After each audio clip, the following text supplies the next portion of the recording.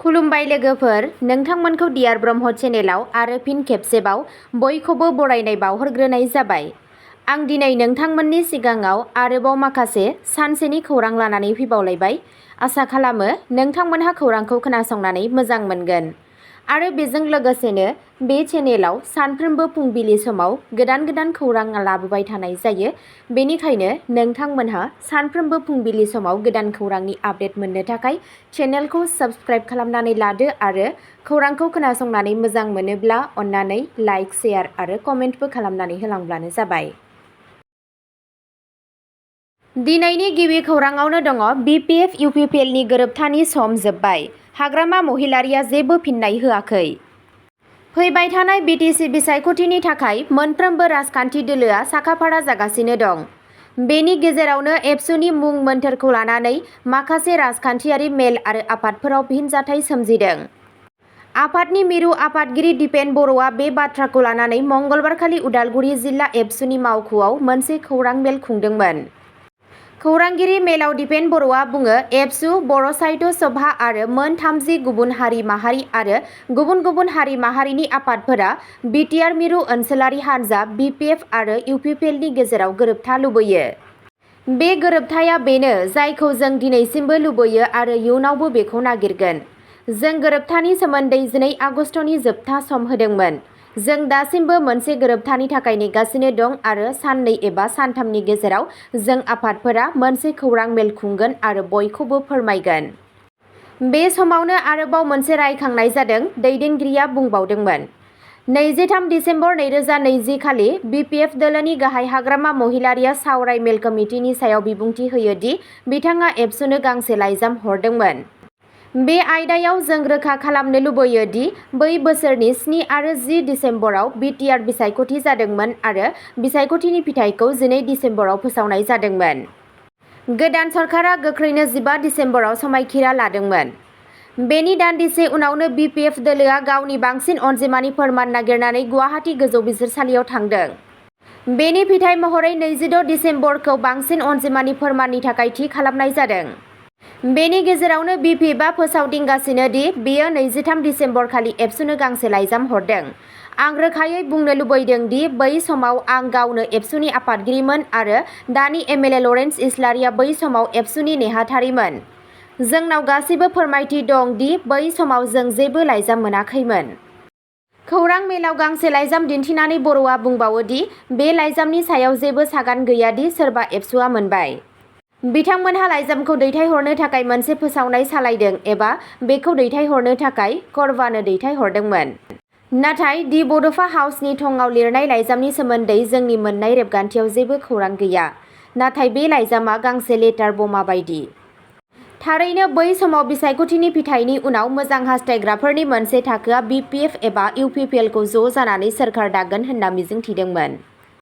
बेयो सैथो दि बै समाव बे आयदानि सायाव गुबुन गुबुन बिथिङाव सावरायनाय जादों। नाथाय हाग्रामाया बुंगासिनो दि बै समाव जोंहा जेबो लाइजाम मोनाखै एबा जोंनाव बेबादि जेबो लाइजाम मोनदों होनना खौरां गैयामोनब्लाबो बिथाङा एबसुनो गांसे लाइजाम हरदोंमोन। बेनिखायनो बिपिएफनि गाहाय महिलारिया रोखा खालामनांगौ दि बिसोरो सोरनि गेजेरजों एबसुनि बे लाइजामखौ दैथायहरदों। मख'नो गोनांदि बिपिएफआनो एबसुनो दैथायहरनायनि दाबि खालामनाय लाइजामाव 2020 मायथाइनि बिटिसि बिसायख'थिनि जोबनायाव सोरखारा समायखिरा लाखांनायनि उनाव बिपिएफ आरो इउपिपिएलआ ज' जानानै सोरखार दानो हागोन ना हाया बेखौ मख'नाय दं होननानै एबसुनि आफादगिरिया दिनैनि खौरांगिरि मेलाव बुंथियो।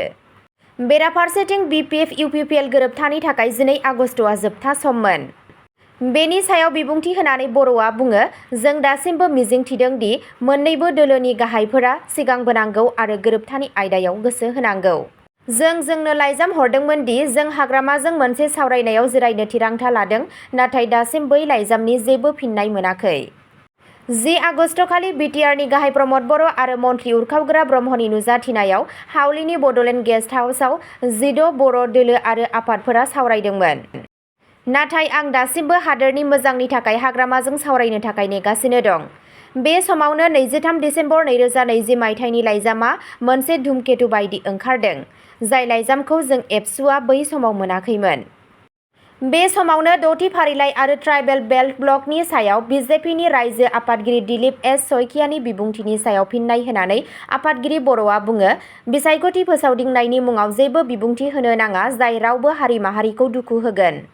शइकियानि बिबुंथिया बिटिआर ओनसोलाव मोनसे फिनजाथाय सोमजिहोदों। जों माब्लाबाबो हारिसा बेल्ट आरो ब्लकफोराव गोरोबथा खालामनाय नङा। बिटिसि गोरोबथायाव बे ओनसोलाव थागिबि आरो थागिबि नङै सुबुंफोरनि मोनथायनि आयदाखौ रोखायै मुंख'नाय जादों। बे ओनसोलाव 19 हारिसा बेल्ट ब्लकफोरखौ आवग्रिनानै सुबुंफोर थायो। बेबायदियैनो द'थि फारिलाइखौ सोफादेरनाय जादों। गोबां मुंख्लंफोरनि सोलायै गुबुन गुबुन हारिसाफोरखौ रैखाथि थाखोआव दोननो थाखाय बे मोनथायखौ होनाय जादों। आयेन आरो खान्थिनि सिङाव बयखौबो हानि पाट्टा मोनहो बुंनांगौ जेबो गैया, नाथाय आं दिलीप शइकियाखौ खावलायदों दि फिन आरोबाव बेबादि बिबुंथि दाहो। बे खौरां मेलाव एबसुनि नेहाथारि कनिन्द्र बसुमतारी, अदालगुरि जिल्ला एबसुनि आफादगिरि कर्नेलियास दैमारियाबो बाहागो लादों।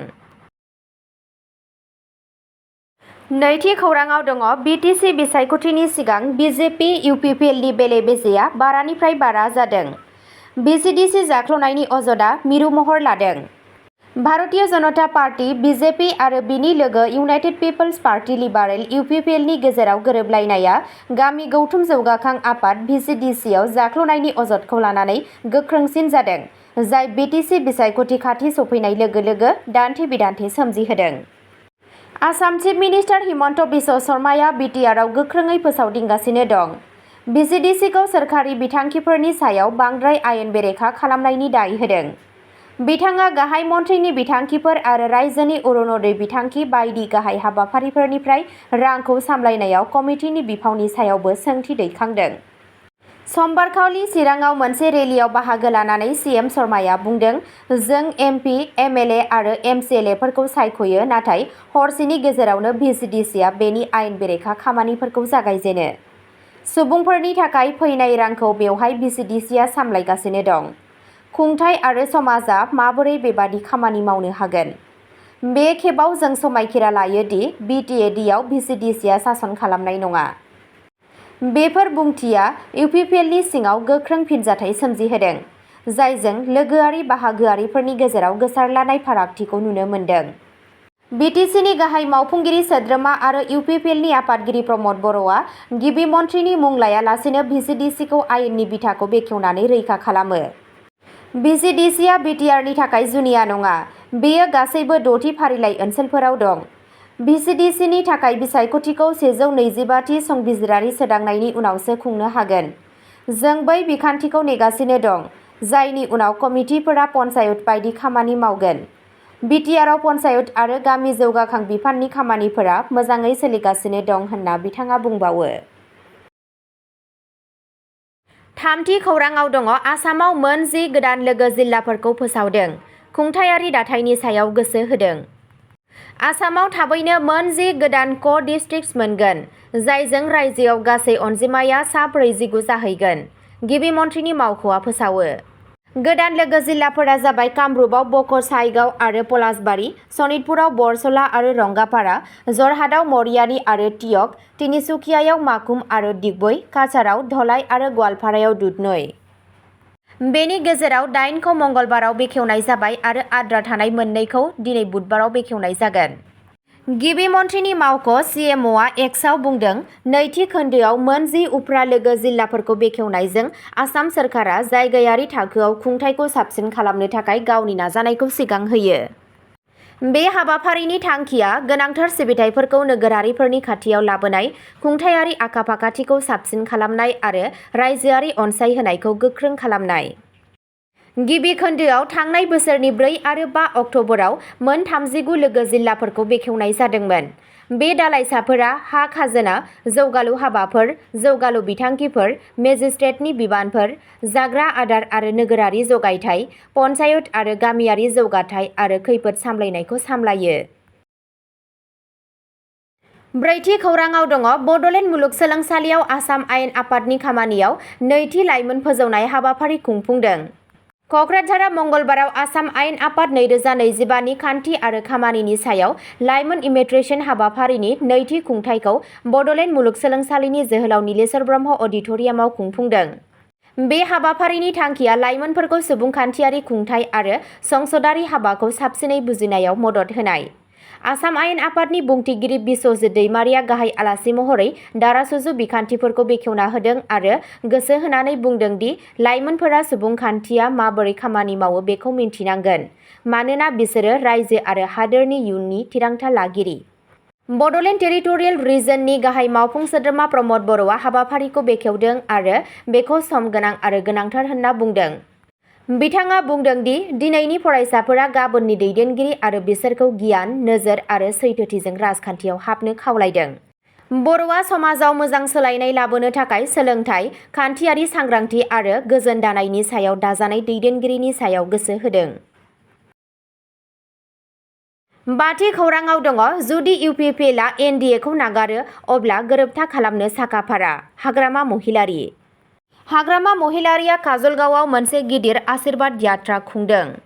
काजलगावआव आसाम चिफ मिनिस्टार हिमन्त बिश्व शर्मानि रेलीनि सानसे उनाव बिपिएफनि आफादगिरि हाग्रामा महिलारीया मंगलबारखालि मोनसे गिदिर आशीर्बाद यात्राजों गावनि दोलोनि गोहोखौ दिन्थिदों, जायजों रोजा रोजा मददगिरिफोरा गोसो बोनो हादों। हाबाफारियाव गावनि बिबुंथियाव आरो उनाव खौरां बिजोंजों रायज्लायनायाव महिलारीया फैबाय थानाय बिटिसि बिसायख'थिनि सायाव फोथायनाय फोरमायनानै बुङो, बे खेबाव जों थारैनो सोरखार दागोन। दुलाराय आसाम फरायसा आफाद आसुनि खौसेथिनि खावलायनायनि फिननायाव बिथाङा मुंख'दों दि जुदि इउनाइटेड पिपल्स पार्टी लिबारेल इउपिपिएलआ एनडिएनिफ्राय ओंखारलाङो अब्ला बिपिएफआ गोरोबथा खालामनो साखाफारा। आं गोबाव समनिफ्रायनो बुंबोगासिनो दि जोंहा बिसोरजों लोगो जानायाव जेबो अजद गैया, आसुआ बेखौ सिगां रोखा खालामनांगौ होनना बिथाङा बुंबावो। गावनि बादायगिरि काम्पा बरगयारी आरो रनजित बसुमतारीखौ बिबुंथि होनानै महिलारीया सोलोजों बुंदोंमोन दि जेराव बिसोरो बादायलायनो सायख'यो आं बेनिफ्राय बादायलायगोन। काम्पाया सासे गाहाय दैदेनगिरि, थेवब्लाबो बियो दा बबेहाय थाखोमादों? सासपेन्सनि बारजों जोबहैनानै महिलारीया गावनि मददगिरिफोरनो फोरमायदोंमोन दि 21 आगस्तआव गंसे हेलिकप्टार सौफैगोन होनना फोरमायनायखौ मिथिनो मोनबावनाय जादों। द'थि खौराङाव दङ सिआरपिएफ डिजि जिपि सिंहआ मुंख्लं प्राणेश्वर क'ट्सखौ मान होनो क'क्राझाराव दावबायहैदों, नखरखौ हेफाजाब होनो खोथा होदों। सिआरपिएफनि गाहाया क'क्राझाराव मुंख्लं नखराव दावबायहैदों, आबुं हेफाजाब होनो खोथा होदों। सेन्ट्रेल रिजार्भ पुलिस फर्स सिआरपिएफनि डाइरेक्टर जेनेरेल जिपि सिंहआ मंगलबाराव रावापारानि मागुरमारियाव मुंख्लं प्राणेश्वर क'ट्सनि न'आव थांनानै मान बावो आरो बिथांनि नखरनो हेफाजाब होयो।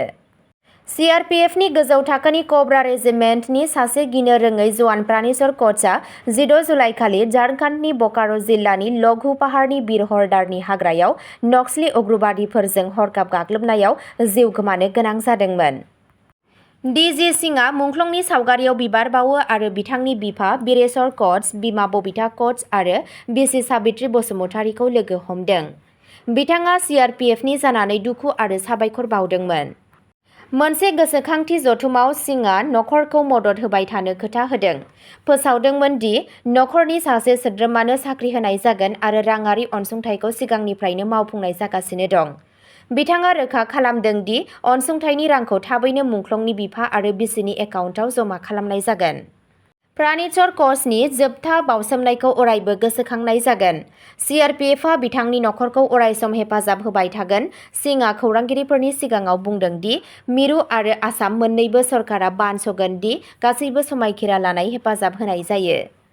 अपारेशननि सोमोन्दै सिंहआ खोथा होदोंमोन दि नक्सली बिग्रायनाया जोबनायाव हादोरनिफ्राय आबुङै फोजोबस्रांगोन। अब्ला दिनैनि खौराङा एसेनोसै, गोजोन्थों।